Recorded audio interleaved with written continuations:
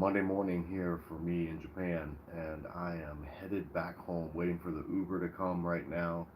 Going to be taking it over to the airport and tooling around near the airport for a while until I catch the flight, which is at 6 p.m. tonight, get me back stateside.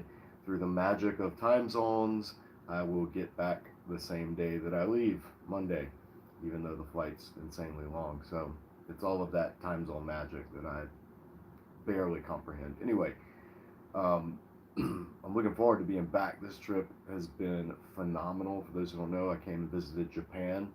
I did a little bit of jiu-jitsu training at Imanari's dojo. If you don't know who Imanari is, ask anyone who does jiu-jitsu. And then our teammates competed at the Kodokan in the Shiai, the monthly tournament, which is how you progress and rank at the Kodokan. So they competed. I didn't. I watched. I've been out of competition shape for a couple of years now and working on some back issues, but I got to watch, soak it up.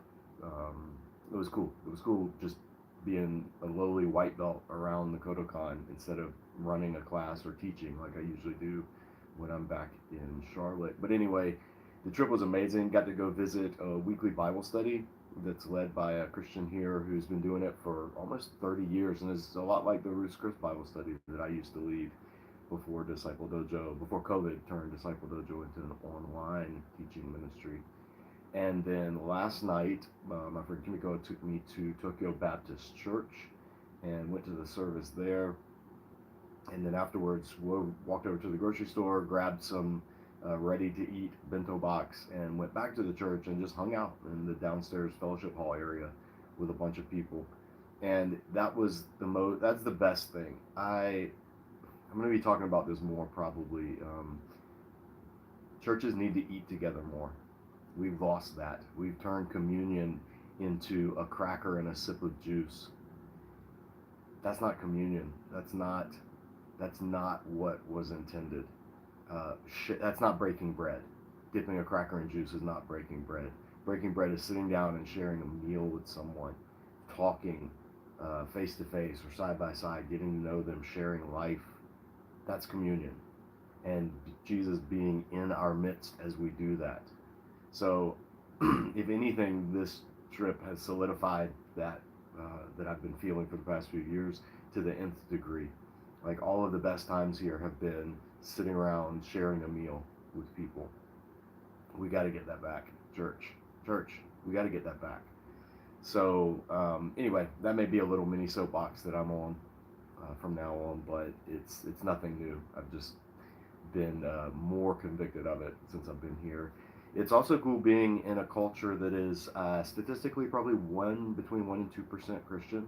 So Japan's very much an unreached people group in many respects. People have, there's a awareness of the gospel, but not an understanding of it. Even among foreigners here, I talked with one person who I could tell just looked at Christianity as basically every fundamentalist stereotype that you can think of. So I'm hoping I gave him my Disciple Dojo's card with the QR code that takes to the YouTube channel. I'm hoping he'll check out some of the videos and maybe be encouraged to dig a little bit deeper into what he thinks the gospel is all about or Christians are all about. But yeah, it's very different from being in India.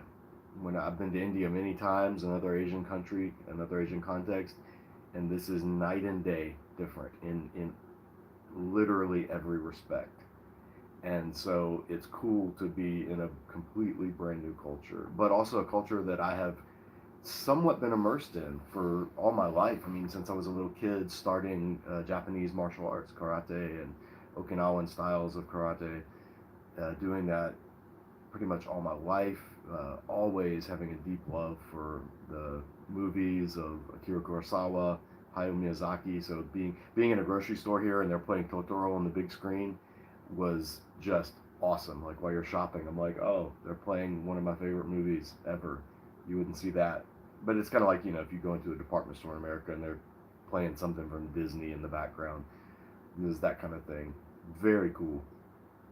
And there's a lot to unpack. But one of the things that I would love to hear from you guys about is if Disciple Dojo were to offer a trip to Japan, to come and to experience the culture, to see some of the sites, but then to connect with Japanese Christians and do Bible study together. Maybe stay either at a, I don't know, some kind of apartment, rental, Airbnb type thing, or like in hotels, or with local hosts or something like that. These are all in the background of things that I'm tentatively wanting to do. But the idea is to bring more people through Disciple Dojo over here to experience not just the country and the culture, but the people, and also see what our brothers and sisters who are serving the Lord in a very outnumbered culture, where they are definitely the odd people out, much like they were in the early church, and seeing the impact that they're having.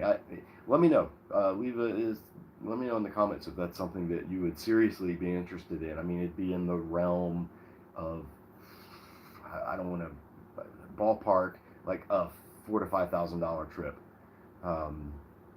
somewhere in that realm for like a week, coming to Japan and studying, and Bible study, Disciple Dojo Bible studies with local Japanese Christians, and then seeing the country. That's what we're thinking about. So anyway, I'm just putting feelers out to see if there's interest. But that's all. I've got to head downstairs and catch the Uber to the airport with my teammates, and then yeah, I'm looking forward to getting back to Charlotte. As much as I love Japan and I want to come back, I absolutely 100% will be back to this country. I don't know in what capacity. I don't know if it'll be for jiu-jitsu, if it'll be for vacation, if it'll be for visiting friends and teaching the Bible, or if it will just combine it and do it all. We'll see. God will open those doors if he sees fit. But it's been an absolutely amazing trip, and I'll have more to say about it hopefully when I get back. I got some more video footage, and I don't know what I'm going to do with some of the footage yet, but anyway, that's all. So thanks to those of you who popped in for this little live update. Checking the comments here. Sorry, I can't multitask, but yep. Seeing some Q&As. Guys, we're going to do another open mat, Disciple Dojo open mat. When I get back, I don't have the date exactly when. I need to touch base with Gregory, but if you have questions, some of you are asking questions in the comments. Don't have time to get to those now, because literally have to catch my ride, but we will do another open mat, and I'll announce it in advance. So subscribe to the channel and enable notifications. That's how you'll know when we have another open mat coming up. And follow us on Instagram, just at Disciple Dojo, all one word, on Instagram. You can see some of the pictures from this trip if you're not already doing so. Okay, that's it. I gotta go, guys. Let me see, how do I close? I guess, do I hit this icon? Never do this.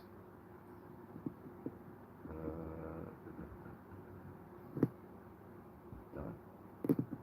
There we go.